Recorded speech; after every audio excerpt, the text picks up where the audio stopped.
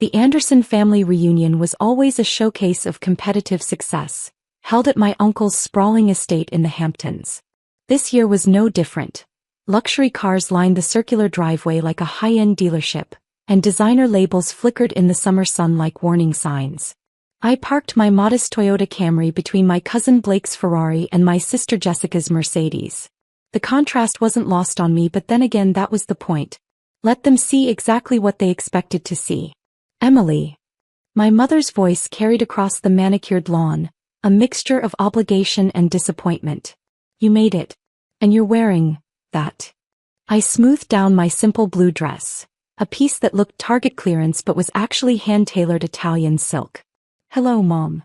The backyard was a sea of calculated success. Doctors, lawyers, investment bankers.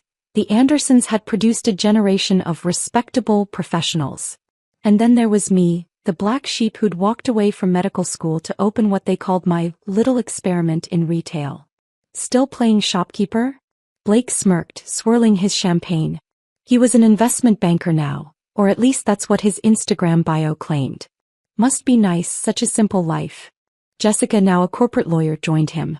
God, Em, at least tell me you've hired someone to watch the store while you're here. Wouldn't want to miss out on those crucial scented candle sales. They laughed, that practiced sound of people who thought they were better than they were. If they'd bothered to actually visit my store, they would have noticed it wasn't just any boutique. Sage and Stone had started as a small shop 5 years ago, yes.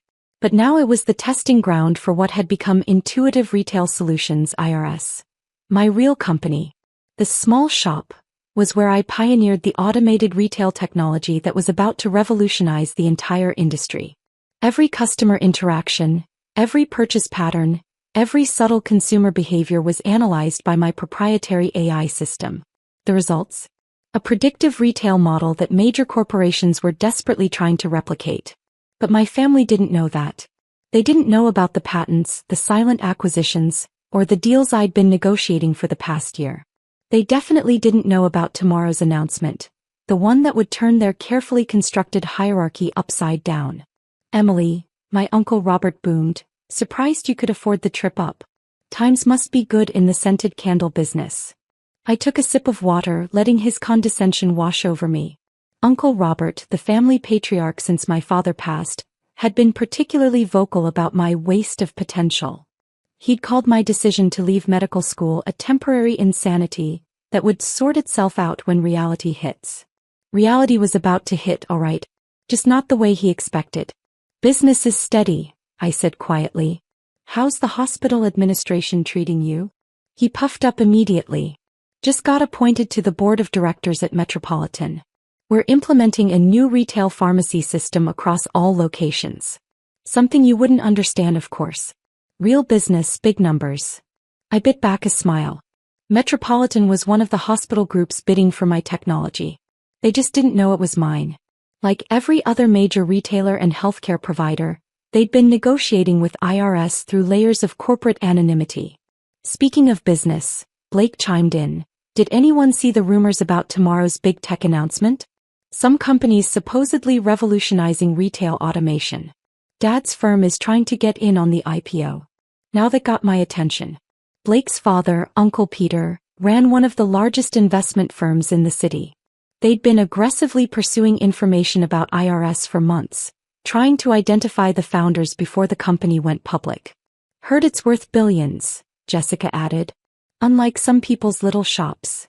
The TV inside was playing CNBC, muted but visible through the patio doors. Tomorrow that same channel would announce the largest retail technology acquisition in history. My company IRS wasn't going public. We were buying out our biggest competitor, effectively controlling 70% of the automated retail market. How much did your shop make last year, Emily? Uncle Robert asked, not bothering to hide his disdain. Enough to cover rent at least? I thought about the acquisition papers in my hotel safe, the ones with tomorrow's date and a lot of zeros. It covers the essentials. You know, my mother started, that familiar tone of intervention creeping in. Dr. Matthews at Metropolitan is always looking for research assistants. It's not too late to get back on track. Thanks, Mom, but I'm happy where I am. Happy? Blake scoffed. Running a glorified gift shop? Come on, Emily. Even you can't be that delusional. I checked my phone discreetly. An email from my CEO account waited. Final contracts signed. Press embargo lifts at 9 a.m. Eastern Standard Time. Sometimes, I said carefully, success doesn't look the way people expect it to. Oh please, Jessica rolled her eyes. Spare us the small business owner philosophy. Some of us have real careers to discuss. The afternoon wore on, a parade of thinly veiled insults and competitive accomplishments. I sat quietly, letting them assume my silence was shame rather than restraint. Let them have their moment. Tomorrow would be interesting enough. As the sun began to set, Uncle Robert gathered everyone for the traditional family photo. Emily, he called, you can stand in the back. Behind Blake and Jessica. They're wearing the proper attire. I took my place, this supposed failure in a sea of success. My phone buzzed again. Another email from my corporate account. NYSE opening bell ceremony confirmed for Monday. Car will pick you up at 8 a.m. Smile, the photographer called. I did smile, but not for the camera. I smiled because in less than 12 hours, every assumption they'd made about me would shatter like the champagne glasses they'd drop when the news hit. The black sheep was about to become the wolf in sheep's clothing. And family reunions would never be the same. I woke up in my suite at the Four Seasons. Not that my family knew I wasn't staying at the Holiday Inn they'd recommended, given my budget. The morning sun was just breaking over Manhattan, and my phone was already buzzing with secure messages from my executive team. Market opens in 3 hours. Press release finalized. CNBC interview confirmed for 10 a.m. I ordered breakfast to my room, French pressed coffee and avocado toast that cost more than what my family thought I made in a day. The TV was already tuned to CNBC, where financial analysts were speculating about today's major market announcement. Sources say this could be the biggest retail tech acquisition of the decade, one analyst reported. But the real story is the mysterious CEO behind IRS. No one seems to know who's really running the company. I smiled, taking a sip of coffee. They'd know soon enough. My phone rang, it was Jessica. Hey Em, we're all having breakfast at Uncle Robert's. Mom says you should come. Blake's going to tell us about his new partnership position. I'll have to pass, I said, watching my company's confidential logo flash across the TV screen. I have a meeting. A meeting? She laughed. What, did someone order too many lavender candles? Something like that. Enjoy breakfast. I hung up just as my actual executive assistant called. Ms. Anderson, your car is ready. The legal team is waiting at the office. I changed into a Chanel suit I'd been saving for today, classic black with subtle power shoulders. No more hidden luxury. No more playing small. The IRS headquarters occupied the top 10 floors of a gleaming tower in downtown Manhattan. As I walked through the lobby, employees nodded respectfully. Here I wasn't the family disappointment. I was the visionary who'd built a retail empire from a single little shop. Everyone's gathered in the main conference room, my CFO Michael reported as we rode the private elevator, including representatives from Tech Retail. Tech Retail, our biggest competitor, or rather our newest acquisition. Their CEO had fought the takeover for months until he realized we'd already secured majority shareholder support. The conference room was packed with executives, lawyers, and PR teams. On the wall, multiple screens showed various news channels, all waiting for the 9 a.m. announcement. Time check, I asked. 20 minutes to market open, Michael replied. Your family still doesn't know? I shook my head, thinking of them all gathered at Uncle Robert's, probably taking turns critiquing my life choices. They're about to. At exactly 8:55 a.m., my phone started exploding with texts. The first was from Blake. Turn on CNBC now. Someone's buying Tech Retail. Dad's firm is going crazy trying to figure out who's behind it. Then from Jessica, are you seeing this? Blake says it's a huge deal. And finally from Uncle Robert, watching business news. Shame you never understood real business, Emily. This is what success looks like. I turned to the screens just as CNBC's breaking news alert flashed. Breaking. Intuitive Retail Solutions IRS. To acquire Tech Retail in historic $2 billion deal. Market stunned by retail tech's biggest merger. The room erupted in controlled excitement. Years of work, of hiding, of building in silence, all leading to this moment. Then came the part I'd been waiting for. And in a surprising revelation, the anchor continued, IRSO Emily Anderson will be ringing the opening bell this morning. Anderson, known for founding the innovative Sage and Stone retail chain, has been secretly building what analysts are calling the most sophisticated retail technology company in the market. My phone went dead silent for exactly 30 seconds. Then it exploded. Jessica, what the actual hell? Blake, this has to be a mistake. A different Emily Anderson. Mom, Emily? Call me right now. Uncle Robert, is this some kind of joke? The messages kept coming, but I had more important things to focus on. The market was opening and I had an empire to run. Ms. Anderson, my PR director called. CNBC is ready for your live interview. I straightened my jacket and faced the camera they'd set up in our office. The red light blinked on and I smiled, not the modest, apologetic smile I'd worn at family gatherings, but the confident smile of a CEO who'd just changed the industry. Ms. Anderson, the interviewer began, you've managed to keep IRS's ownership private until now. Why reveal yourself today? Because success speaks for itself, I replied smoothly. We've built something revolutionary and it's time for the market to know who's behind it. Your background is interesting. You left medical school to open a retail store. Many would see that as stepping down. Was this always the plan? I thought of all the family dinners where they'd questioned that decision. Innovation doesn't always follow the expected path, I said. Sometimes the best view of an industry's future comes from its foundation. Sage and Stone wasn't just a store. It was a laboratory. My phone kept buzzing. Uncle Peter now.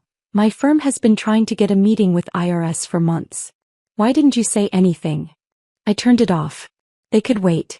Because right now, on every financial news channel, in every trading room, and yes, in Uncle Robert's breakfast room, they were all watching me prove them wrong. By noon, my little shop was the talk of Wall Street. IRS stock had surged 40% on the acquisition news, adding another billion to our market cap. My personal net worth, previously hidden through various holding companies, was now public knowledge, splashed across Bloomberg terminals and financial websites. Emily Anderson, the retail revolutionary worth $4.3 billion. I was in my office reviewing integration plans when my assistant interrupted. Ms. Anderson, your family is in the lobby.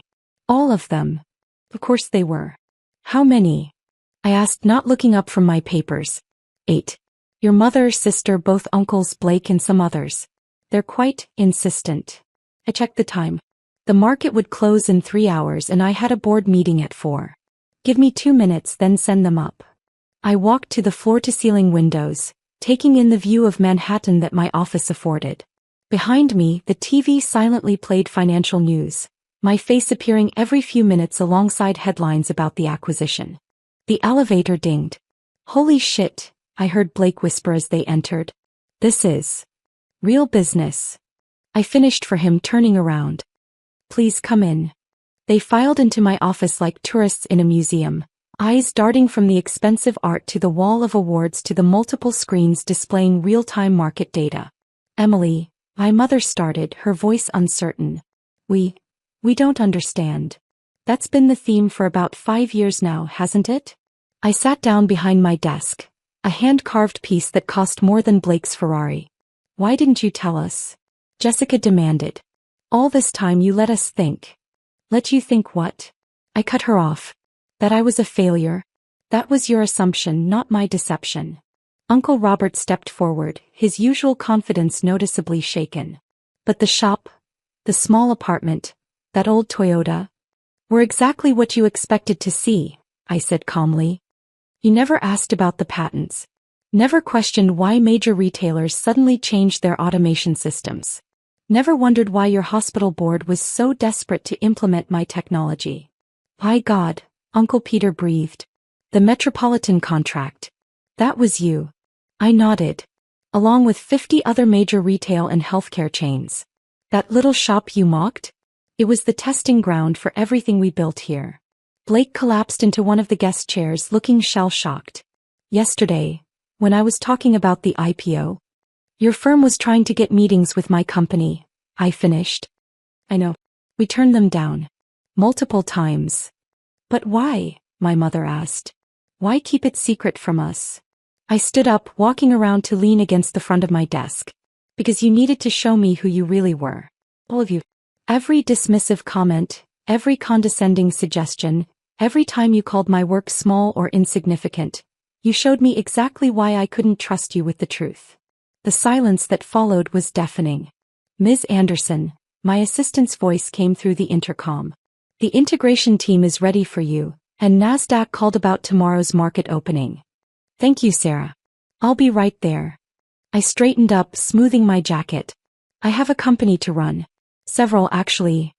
Emily, wait. Jessica stepped forward. We're family. You can't just. Family. I laughed softly. Yesterday you wouldn't even let me stand next to you in the photos. Now you want to claim me.